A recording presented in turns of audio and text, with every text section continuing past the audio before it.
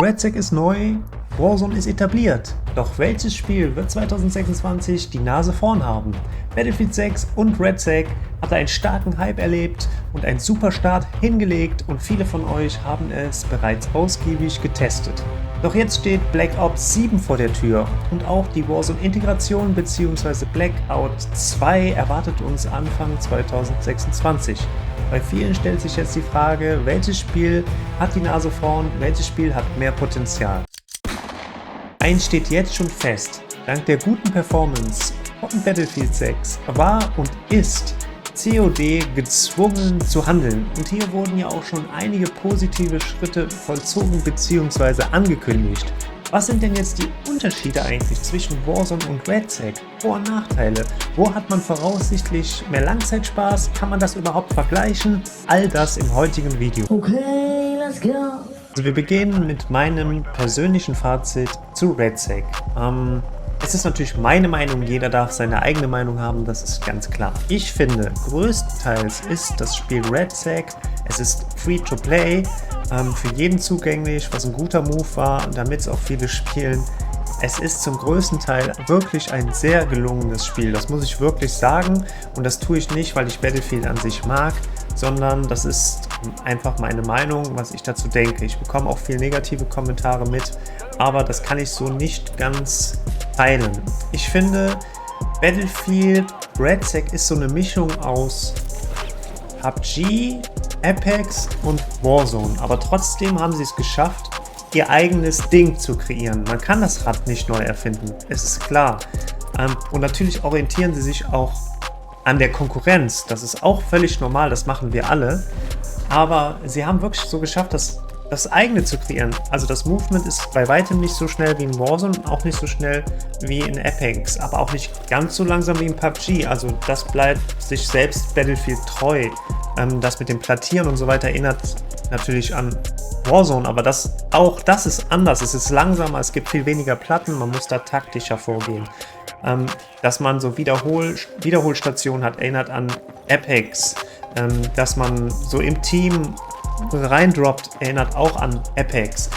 Dass man Schlüsselkarten sozusagen für Panzer oder Fahrzeuge kaufen oder sich erspielen kann mittels Aufgaben und die dann eben an so Containern besorgen kann, habe ich so noch nicht gesehen. Also das ist ja ihr eigenes Ding und das ist eine super coole Idee, finde ich, und auch sehr gut umgesetzt, auch wenn man hier und da das vielleicht noch etwas besser balancen muss. Aber finde ich sehr persönlich, also finde ich super. Man merkt, die bleiben ihrer Linie treu. Nicht nur in Battlefield 6, auch in RedSec. Es ist sehr Teamplay-lastig. Es gibt verschiedene Klassen mit verschiedenen Vor- bzw. Nachteilen, die man im Team kombinieren sollte. Typisch für Battlefield. Es gibt Fahrzeuge, auch im Battle Royale, typisch für Battlefield. Es gibt Zerstörung im Battle Royale, auch alles typisch Battlefield. Und somit, finde ich, haben sie wirklich es geschafft, etwas Eigenes zu kreieren. Ich habe mir sowohl positive als auch negative Punkte aufgeschrieben. Wir wissen, man fängt ja mal mit dem Positiven an. Grafik und Atmosphäre finde ich sehr gut. Klar, wenn man die Grafik so wie ich jetzt runterschraubt, dann sieht es vielleicht auch nicht mehr so gut aus, aber grundsätzlich sieht das Spiel einfach super schön aus und man merkt da schon, dass da sehr erfahrene Entwickler am Werk sind, jetzt endlich allein schon dadurch, finde ich. Das Movement ist an Warzone angelehnt, man kann sliden, aber das war es auch schon. Also, dass das Movement wie in Warzone ist, was vielleicht Battlefield-Spieler zum Teil behaupten, das stimmt nicht. Es ist viel langsamer und man kann einen auch nicht wirklich outmoven wie in Warzone. Also der Skill Gap wird da auf jeden Fall kleiner gehalten, was ich persönlich ein bisschen schade finde. Aber grundsätzlich ist es das Battlefield Movement, da wurde das Sliden jetzt dann so hinzugefügt. Und das ist, denke ich, gut. Das macht das Spiel deutlich taktischer und somit fühlt sich der Battle Royale Modus auch mehr wie so ein OG Battle Royale Modus an. Also wie in PUBG oder H1Z1 damals. Ja, also das ist, denke ich, da sind sie auch auf dem richtigen Weg. Die Time to Kill spielt da auch eine Rolle, finde ich. Das macht es nämlich auch taktisch, denn die ist relativ hoch. Ich würde mir wünschen, dass sie nicht ganz so krass ist wie jetzt, dass man etwas mehr Zeit hat zum Reagieren und auch ab und zu mal noch etwas mehr die Möglichkeit hat, wegzukommen. Da würde ich, wenn ich jetzt was zu sagen hätte, auf pochen, dass wir da noch ein bisschen feilen und das noch ein bisschen abändern. Also sprich die Time to Kill etwas verlängern. Ja. Ansonsten habe ich ja schon erwähnt, Teamplay steht im Fokus, das ist völlig klar, auch wenn es leider keine Solos gibt, aber dazu sage ich dann im negativen Part noch was. Was super ist, wenn man einen Gegner downt, dann kriegt man automatisch auch den Kill oben angerechnet. Das finde ich gut, weil das zwingt denjenigen, der den gedownt hat, nicht dazu, den unbedingt jetzt zu finishen. Ich sage ja auch immer in meinen Coachings oder Tipps und Tricks, finde ich nicht sofort. Wenn ihr ihn gedownt habt, dann nutzt die Zeit und auch eure Magazin, eure Munition, um euch dann auf die anderen zu konzentrieren. Denn da, wo einer ist, sind in so einem Teamspiel meistens noch ein zweiter, dritter oder sogar vierter. Und zudem hast du deinen Kill ja schon gekriegt. Von daher gibt es auch erstmal keinen Grund, den direkt zu finishen. Und für denjenigen, der gedownt wurde, ist es halt auch angenehmer, dass man vielleicht, oder dass es einen Grund weniger gibt, erstmal für den Gegenüber mich zu finishen. Was das Ganze wieder ein bisschen angenehmer gestaltet, würde ich mal sagen. Das ist eine gute Änderung. Dass Sniper nicht One-Shot, Headshot sind, finde ich auch gut. Sonst wäre es zu OP. Ich finde, Sniper sind sehr gut gebalanced. Also, die sind stark und nerven, so wie es sein sollte, aber nicht zu krass. Man muss damit auch umgehen können und sich damit beschäftigen. Also, da würde ich persönlich gar nichts dran ändern. Das finde ich wirklich, wirklich gut. Auch die ganzen Waffen, ich habe das Gefühl, das ist die beste Waffe im Spiel, gibt es hier nicht so. Nicht so wie in Warzone. Und ich bin ja auch kein so ein Freund davon, das erlebt ihr bei mir auch selten, dass ich Videos darüber mache mit, das ist die Waffe, jetzt ist das die beste Waffe, das ist die beste Waffe. Die meisten Casual-Spieler schaffen es sowieso nicht, alles freizuschalten, um dann die Waffe, die der YouTuber X einem vorschlägt, wirklich zu spielen. Und wenn man es dann geschafft hat, dann gibt es schon wieder die nächste beste Waffe. Das ist ein Punkt, was mir an Warzone nicht gefällt. Und ich finde halt, in Battlefield kann man eigentlich, jetzt nicht mit allen, aber viele Waffen sind wirklich gut. Ja? Man kann sich auf eine Waffe konzentrieren und die in Ruhe leveln und dann auch erstmal bei dieser Waffe bleiben. Und damit hat man jetzt keinen wesentlichen Nachteil. Also ist mein Gefühl bisher. Von daher finde ich das auch gut. Es gibt eine zweite Chance innerhalb der ersten 5 Minuten oder so. Wird mir per Symbol unten angezeigt. Finde ich auch super. Ja, dann ist die Frustration nicht so hoch. Und man kann am Anfang auch mal ein bisschen mehr Risiko gehen und auch mal rein ins Getümmel. Auch als Anfänger. Und sich ein bisschen ausprobieren, weil man hat ja noch eine zweite Chance. Also das muss man unbedingt beibehalten. Dann gibt es den Wiederholtower. Auch sehr gut gelöst. Übrigens bei der zweiten Chance noch dazu gesagt, es ist auch super, dass man einen kleinen Delay hat. Also wenn ich down gehe und meine anderen 3 Kollegen leben noch, dann muss ich glaube ich 20 oder 25 Sekunden warten. Was dazu führt, dass der Fight, der dort gerade stattfindet, angenommen 4 gegen 4, nicht unterbrochen wird und auch nicht so sehr unfair wird. Weil wenn ich sofort wieder drauf droppen könnte, könnte ich ja sofort wieder unterstützen und das ist nicht Sinn der Sache. Sie haben sich ja gerade einen Vorteil verschafft, indem sie mich gedownt haben, dann sind es nur noch 3 gegen 4 und den Vorteil sollen sie ja auch genießen können. Von daher ist das auch sehr gut mit dem Delay. Und bei dem Wiederholtower gefällt mir auch sehr gut. Das ist auch gut gebalanced, weil es macht ein Geräusch und soweit ich weiß, wird es ja auch auf der Karte angezeigt. Also man zieht eine gewisse Aufmerksamkeit auf sich, kann aber trotzdem, zum Beispiel als Aufklärer, dabei die Drohne ziehen und gucken, wird man gepusht oder nicht. Hat auch als derjenige, der die Leute wiederholen will, gewisse Mittel, um da vielleicht lebend wieder rauszukommen. Also das ist gut gebalanced, kann ich eigentlich nicht anders sagen. Und es ist gut, dass es den Tower gibt, ganz klar. Thema Fahrzeuge, noch ein paar Worte zu, habe ich ja eingangs schon erwähnt. Man muss Aufgaben abschließen, um eine Schlüsselkarte zu kriegen für einen Panzer. Was ich noch nicht so ganz verstanden habe, ob das jetzt bereichsabhängig ist. Also es gibt ja verschiedene Bereiche auf den Maps und da gibt es verschiedene Aufgaben. Manchmal haben wir schon bei der ersten Aufgabe die Möglichkeit, direkt eine Panzerschlüsselkarte zu kriegen. Manchmal machen wir 3 Aufgaben und hatten bis dahin nicht einmal die Möglichkeit, einen Panzer zu kriegen.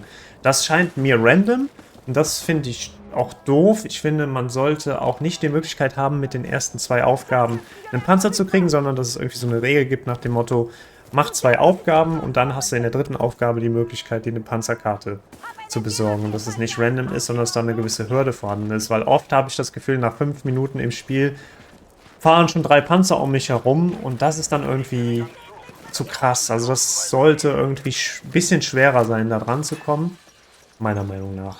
Ansonsten, dass es eben dieses Prinzip gibt, finde ich gut, weil Battlefield bleibt seiner eigenen Linie hier treu.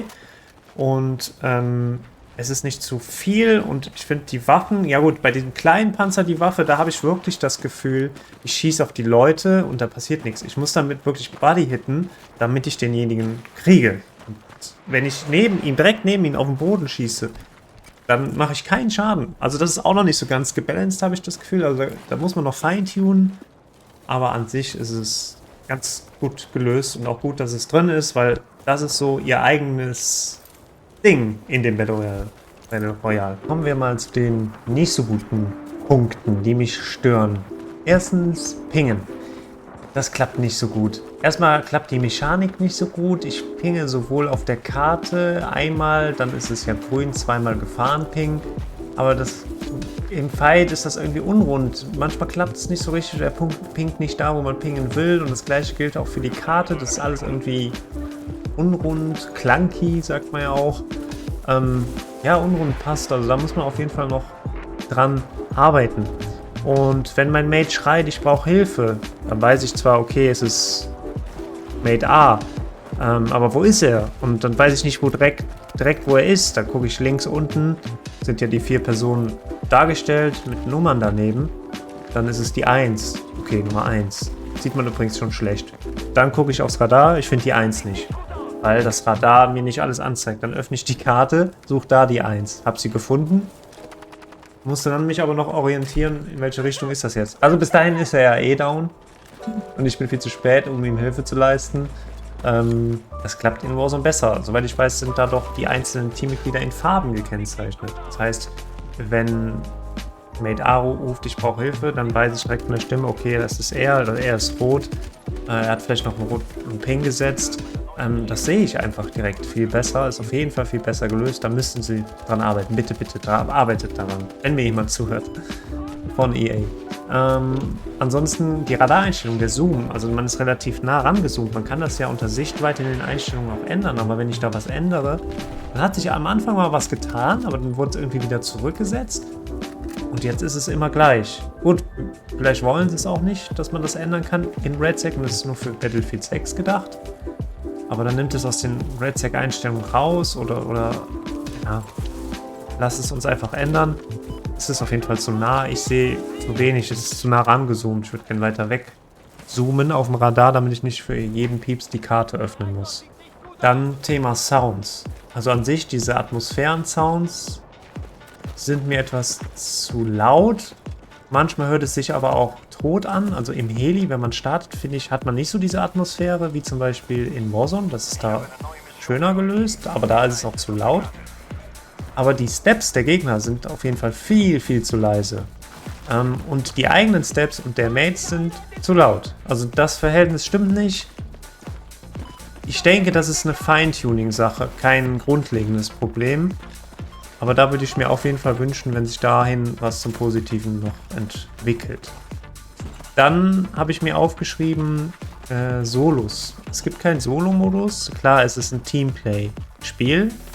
Aber ich weiß, dass da draußen viele sind, die auch einfach mal gerne für sich alleine zocken. Und dann vielleicht auch Battle Royale. Auch diesen Modus mal alleine zocken. Und wenn man alleine zockt, ist man gezwungen, Duos zu spielen. Und wenn man nicht gerade total krass ist, dann braucht man halt auch einen Mate und kann nicht Solo-Duo spielen die ganze Zeit. Und ich bin mir sicher, dass das viele von euch auch vermissen. Klar, mit diesen Klassensystemen, da müsste man sich beim Solo was überlegen. Vielleicht nimmt man Klassensysteme raus und macht es neutral, oder man kann vielleicht Klassenvorteile looten und dann im Spielgeschehen entsprechend sich entscheiden für eine Klasse, also die Perks nenne ich sie mal, die man da freispielt, dass man die vielleicht dann looten kann. Oder man lässt sie und es gibt nur eine Klasse. Ja, also da gibt es ja sicher auch eine Lösung. Ich fände es wirklich schön, wenn ein Solo-Modus dazukommen würde. Würde ich mich sehr drüber freuen. Dann ist mir aufgefallen, Am Ende, im Endgame, sieht man ja, wie viele Teams noch leben und wie viele Personen noch leben. Und ab einer gewissen Endzone sieht man aber nicht mehr, wie viele Personen noch leben.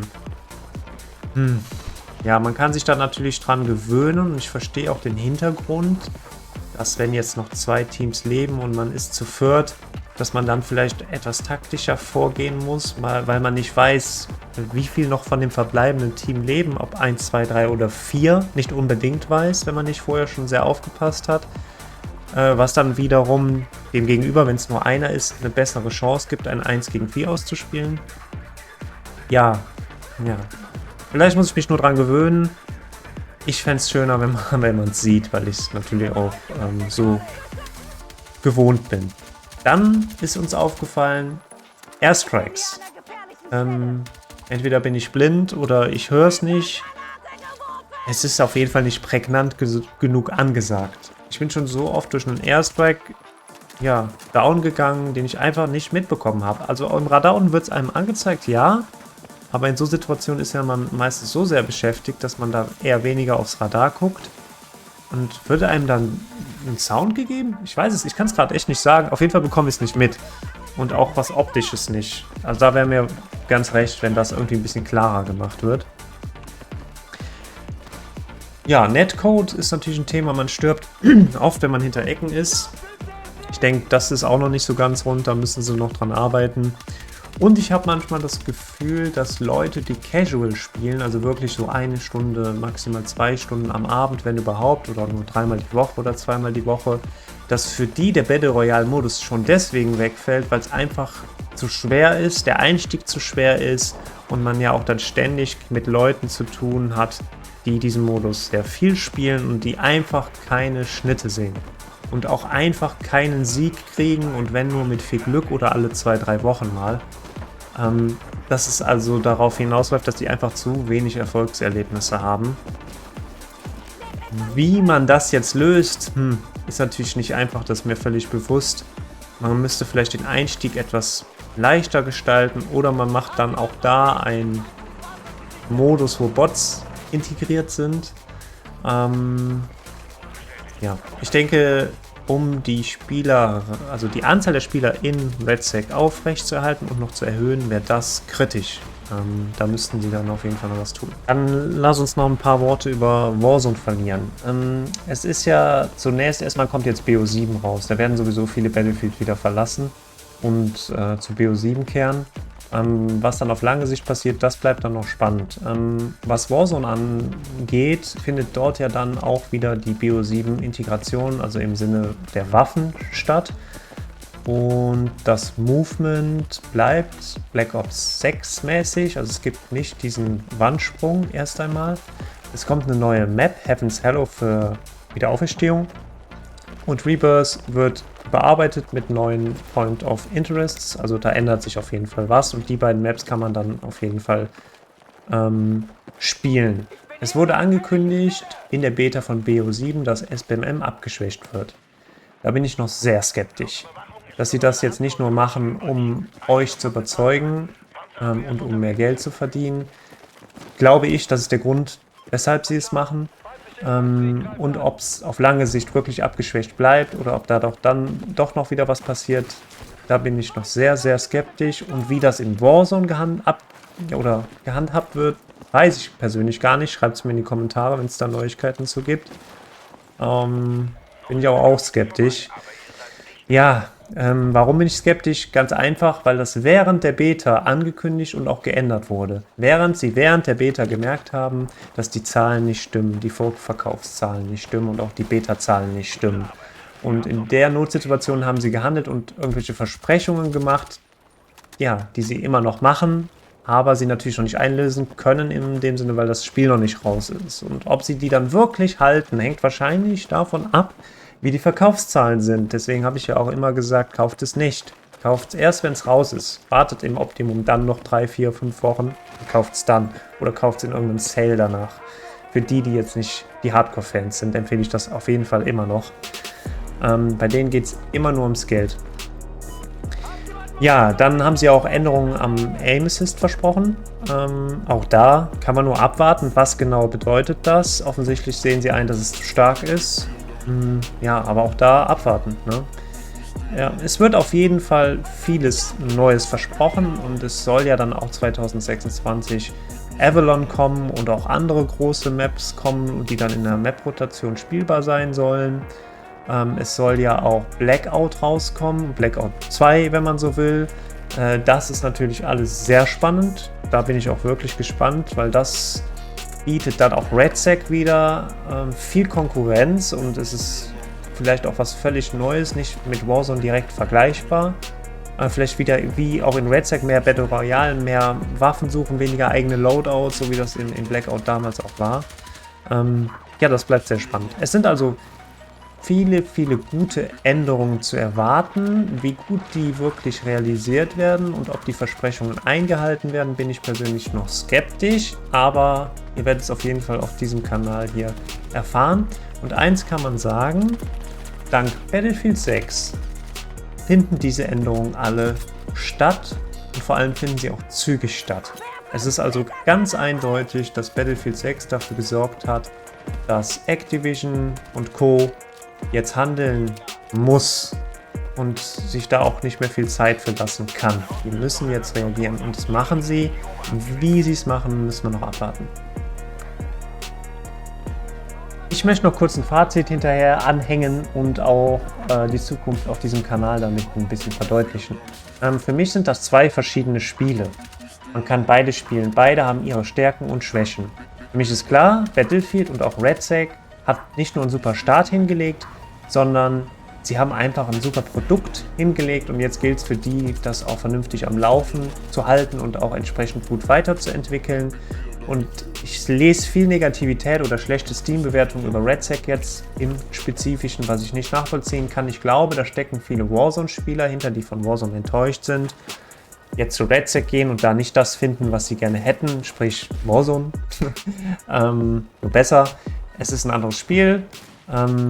Ja, und das muss man dann auch so akzeptieren und sich da auch entsprechend einarbeiten. Es ist kein Warzone und das ist auch gut so. Und die Spiele lassen sich somit eigentlich auch nicht vergleichen. Gut, es sind zwei Shooter, man vergleicht es natürlich irgendwo. Aber für mich hat beides Potenzial. Also wenn Warzone das hält, was es verspricht, kann es wieder ein sehr gutes Spiel werden. Und wenn RedSec, was schon eine sehr gute Basis hat, an der einen oder anderen Stelle weiter dran feilt und es noch verbessert, wird es auch ein sehr gutes Spiel. Und damit sind wir auch beim letzten Punkt angekommen, was passiert auf diesem Kanal. Wenn beide Spiele sich gut entwickeln, werde ich auch, denke ich, beide Spiele weiter verfolgen.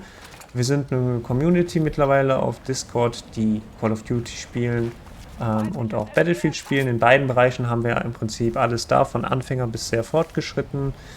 Somit seid ihr auch herzlich eingeladen, diesen beizutreten, wenn ihr Leute sucht. Ihr kriegt hier kostenlose Coachings, auch von mir. Das versuchen wir alles beizubehalten, um euch zu einem besseren Spieler zu machen, beziehungsweise mehr Spielspaß hast du ja dann jetzt endlich, wenn du besser bist.